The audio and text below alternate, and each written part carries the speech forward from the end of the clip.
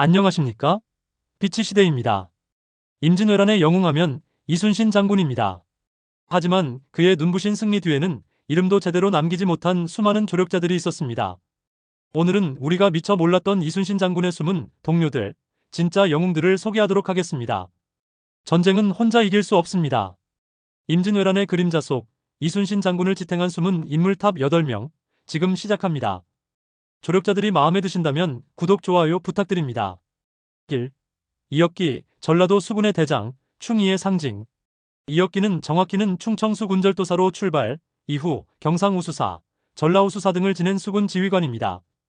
이순신과의 공식 협력 기록은 많지 않지만 임진왜란 기간 전라좌수영과 우수영의 협조 체계를 통해 간접적인 협력이 있었습니다. 특히 1597년 정유재란 시기 칠천량 해전 직전 원균 휘하에 배속되어 출전했으며 해전 중에 장렬하게 전사했습니다. 이순신은 이후 난중일기에서 이혁기의 죽음을 슬퍼하며 언급합니다. 이혁기는 해전 직후 바다에 몸을 던져 순절한 충신으로 평가됩니다.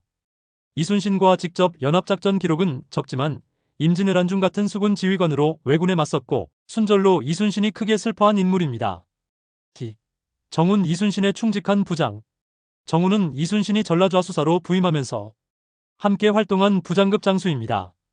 옥포해전, 사천해전 등 초기 해전에서 이순신과 함께 참전, 특히 사천해전에서 왜군의 배를 불태우고 승리를 거두는 데 큰 기여를 합니다. 1592년 7월 당포해전 중 전사하였습니다. 이순신은 그를 충직하고 용맹한 자라 극찬하며 난중일기에 그 죽음이 너무나 아깝다고 적었습니다. 선조실록에도 그 전공이 기록되어 있으며 훗날 정훈에게는 정려가 세워졌습니다. 이순신의 전투 초기 핵심 장수로 직접 함께 싸운 인물. 특히 이순신의 신뢰가 두터웠던 충직한 장수입니다. 3. 송상현, 부산진의 최후, 장렬한 순절자. 송상현은 임진왜란 발발 당시 부산진 첨사였으며 왜군이 처음 상륙한 부산진을 사수하던 장수였습니다. 1592년 4월 13일 왜군이 부산포로 상륙하면서 전쟁이 시작됐고 송상현은 끝까지 싸우다 목이 베어 전사합니다. 선조실록에는 그가 전투 중 사로잡혀 나라를 위해 죽는 것이 나의 뜻이라며 참수당했다는 기록이 남아있습니다. 이순신과 직접 연결되지는 않지만 송상현의 장렬한 전사는 조선 수군 전체, 특히 남의 방어를 담당하던 이순신에게 강한 충격과 교훈을 주었습니다. 그 이후 조정은 그를 충신으로 추서하고 그의 죽음을 기리는 충렬사가 세워졌습니다. 직접적인 협력은 없었지만 그의 순절은 이순신의 방어 전략 수립에 깊은 영향을 준 사건이었습니다. 4. 나대용, 거북선의 기술자. 이순신 휘하의 군기시 제조감무기 제작 총책으로서 거북선 개발에 핵심 역할을 한 기술관입니다. 기존 판옥선을 개조하여 철갑 구조와 용머리포를 장착한 혁신적인 거북선 설계에 직접 참여합니다. 난중일기에도 종종 등장하며 이순신이 믿을만한 자라 칭하였습니다. 거북선은 단순 전투용 선박이 아닌 기술 집약 무기 체계였기 때문에 나대용과 같은 기술자는 사실상 전략 자산이라 할 수 있습니다. 5. 이기남, 조선수군 훈련 책임자. 병사훈련, 무기점검, 선박 정비 등 후방 지원과 실전 전투력 유지에 핵심 역할을 했습니다. 이순신이 자주 이기남이 훈련을 잘 시켰다라고 난중일기에 언급하며 신뢰를 표현합니다. 특히 한산도 대첩 이후 대규모 수군 정비와 재편성 시기에 적극적으로 기여합니다. 6. 배설, 배신과 회개의 인물.